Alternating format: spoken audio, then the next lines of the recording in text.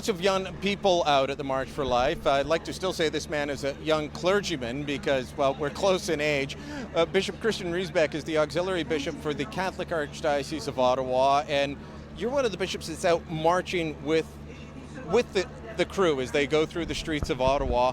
Tell me your feeling walking out of the march and feeling the energy and the excitement. Well, actually, this year I was absolutely thrilled to see so many of our young people here.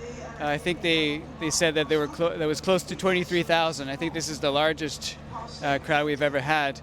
And this year it seemed a lot more prayerful, and I mean the enthusiasm of the youth is there.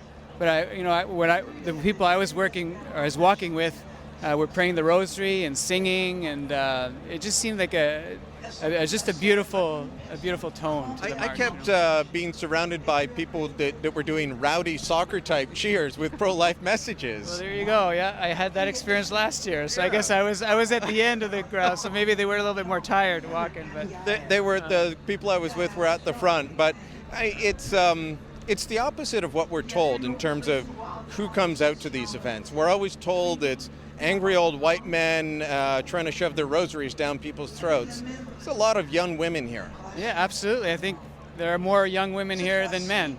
And I saw lots of, my sister was here with her child.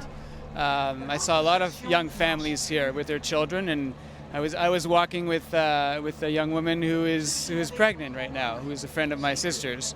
And so I mean, you have the witness of people of all walks of life, and so it's beautiful to see.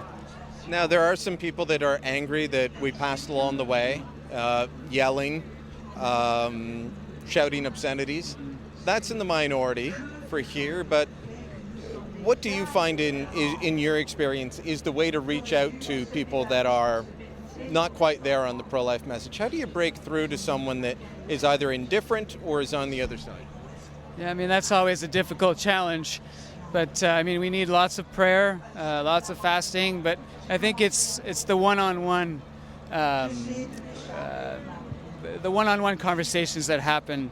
We need to encourage our people here, our young people especially, to step out in faith, to have the courage to share the gospel of life and to show their joy, for the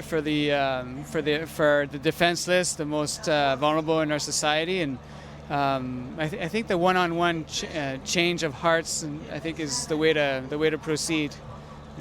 Okay.